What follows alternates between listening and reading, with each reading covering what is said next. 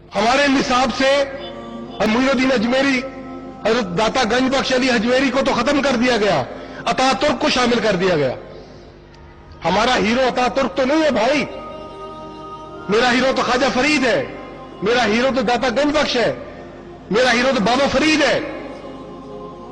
میری نسلوں کو کیا پڑھاتے ہو آپ؟ میری آنے والی نسلیں کیا کہیں گی؟ پہلا کام انہوں نے یہ کیا کہ ہمارے ہیروز سے، ہمارے دھرتی کے بڑے لوگوں سے ہمیں کاٹ کے رکھ دیا۔ انہوں نے یہ ہوا تک نہیں لگنے دی کہ ہمارا قائد کون ہے، ہمارا مرشد کون ہے، ہمارا لیڈر کون ہے، ہمارا ہیرو کون ہے۔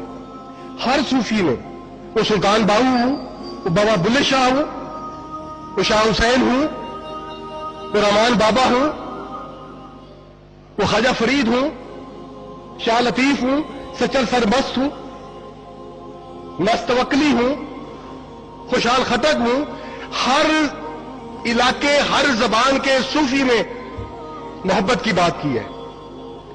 صوفی کہتا ہے کہ میں گناہگار ہوں، میں حقیر ہوں، مجھ میں بڑی غلطیاں ہیں، مجھ میں بڑی کوتاہیاں ہیں، میں غلط ہوں گا، تم صحیح ہو۔ ہمارے صوفیہ نے محبت کا پیغام دیا ہے، احترام انسانیت کا درس دیا ہے، امن و آشتی کا درس دیا ہے۔ میرے بزرگ پڑھاتے تھے خود، صوفی اور جاہل ہو ہی نہیں سکتا۔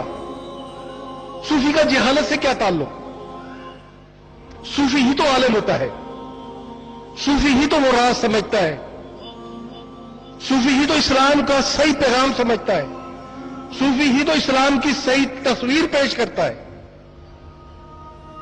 آج ضرورت ہے اس صوفی کے اس پیغام کی جو امن کا پیغام ہے، جو محبت کا پیغام ہے، جو احترام انسانیت کا پیغام ہے۔ وہ کیسے آگے بڑھے گا؟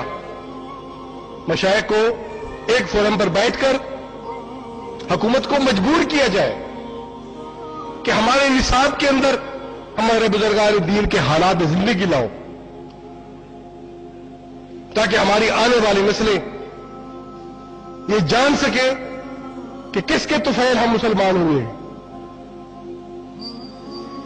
اور حکومت کو چاہیے، میں آپ کے وساطت سے، آج کے اس پروگرام کی وساطت سے، میں موجودہ صوبائی حکومت اور مرکزی حکومت سے یہ درخواست کرتا ہوں کہ مہربانی کریں، آپ نصاب پر فوری توجہ دیں